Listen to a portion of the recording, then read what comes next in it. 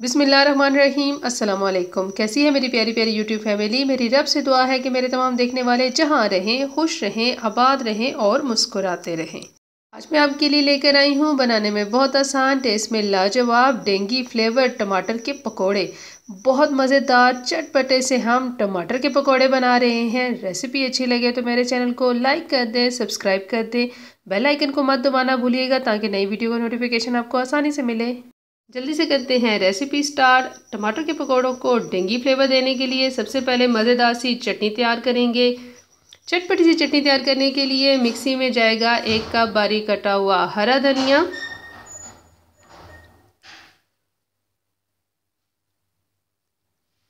1 cup बारीक कटा हुआ हरा धनिया शामिल करेंगे। साथ में ही शामिल करेंगे 2 बारीक कटी हुई हरी मिर्च।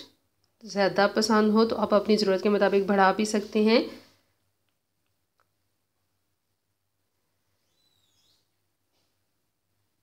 1 इंच का टुकड़ा मैंने लिया है अदरक का, 4 से 5 जवे लहसुन, 1 चाय का चम्मच लेंगे शाह ज़ीरा और 4 मैंने ली हैं साबित गोल मिर्च। ऑप्शनल है, ना पसंद हो मत शामिल करें, लेकिन स्ट्रॉन्ग फ्लेवर ज़रा चटपटा देने के लिए मैंने इसमें शामिल किया है साबित गोल मिर्च, ताकि टमाटर के पकोड़े हमारे फीके नहीं बने, ज़रा चटपटे और करारे से बने। तो इसमें साथ में हम शामिल करेंगे अपने टेस्ट के लिहाज से नमक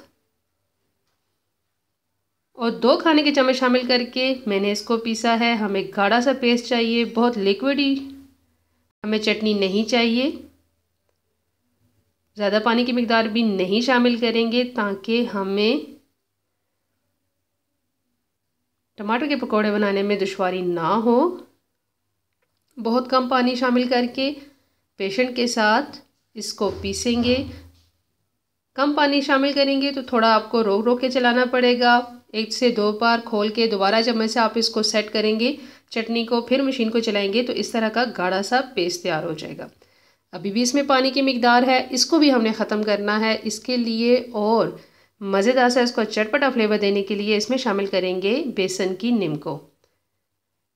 तो मैंने 3 चम्मच भर के ली है बेसन की निम्को, इजीली बाज़ार से मिल जाती है।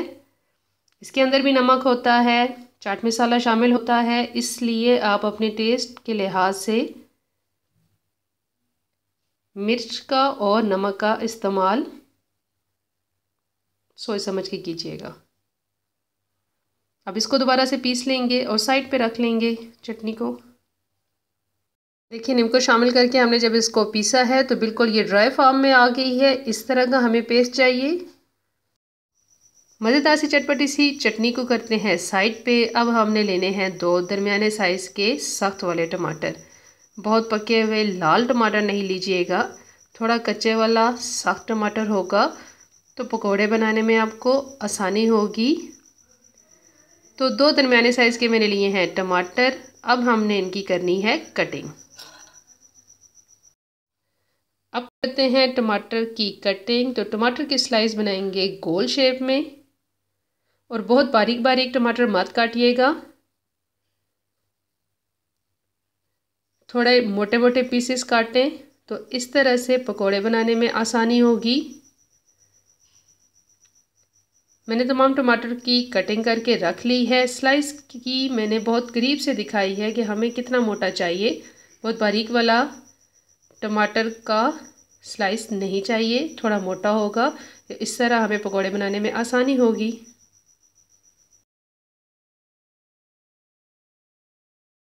अब हमने लेनी है थोड़ी सी चटनी और टमाटर का स्लाइस। एक साइड पे टमाटर के स्लाइस के ऊपर बहुत अच्छी तरह से हमने चटनी को अप्लाई करना है, बैलेंस करके तमाम साइड से इक्वल, बिल्कुल इस तरीके से जैसे हम ब्रेड के ऊपर जैम लगाते हैं वैसे ही आपने टमाटर के स्लाइस को चटनी से कवर कर देना है।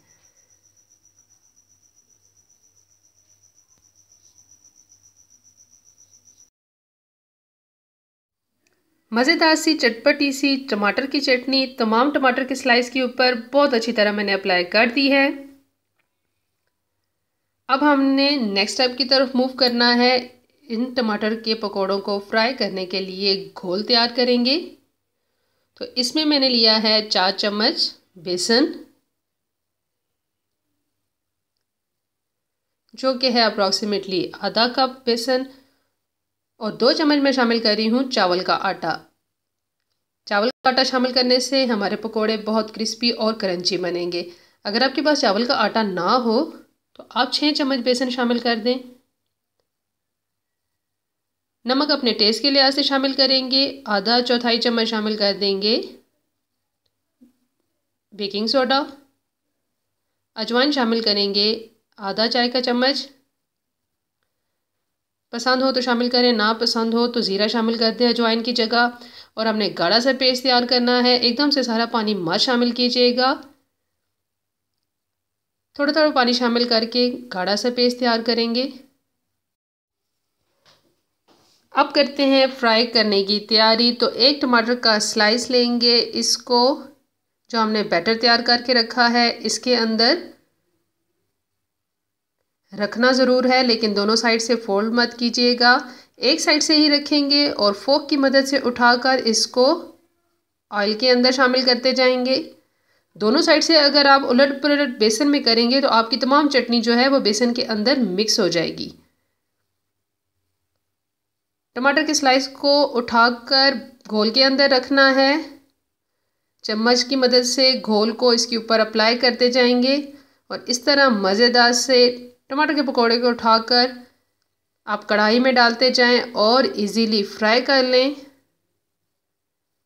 बहुत तेज़ आंच पे मत फ्राई कीजिएगा, दरमियानी आंच के ऊपर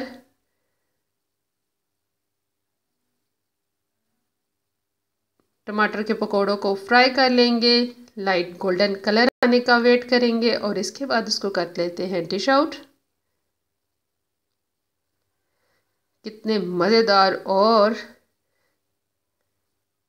चटनी भरे करारे से हमारे टमाटर के पकोड़े तैयार हो रहे हैं। इसी तरह 1 बाय 1 तमाम टमाटर के पकोड़े फ्राई करते जाएंगे।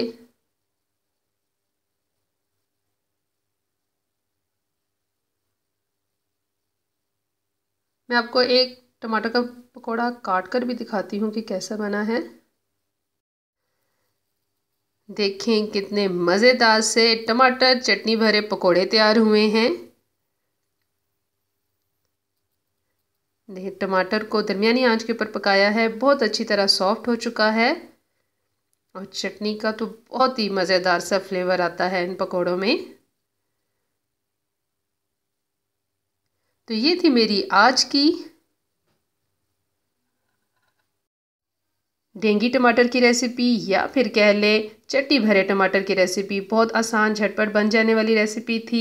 सर्व करें इसको किसी भी खट्टी मीठी चटनी के साथ। मेरे पास आलू बुखारा की चटनी थी, मैंने उसके साथ सर्व किया है। आपको मेरी ये आसान आसान वाली रेसिपीज़ अगर पसंद आ रही हैं तो मेरे चैनल को लाइक कर दें, सब्सक्राइब कर दें, बेल आइकन को दबाना मत भूलें ताकि नई वीडियो का नोटिफिकेशन आपको आसानी से मिले। दुआओं में याद रखिए, अपना ख्याल रखिए। जज़ाकल्लाह।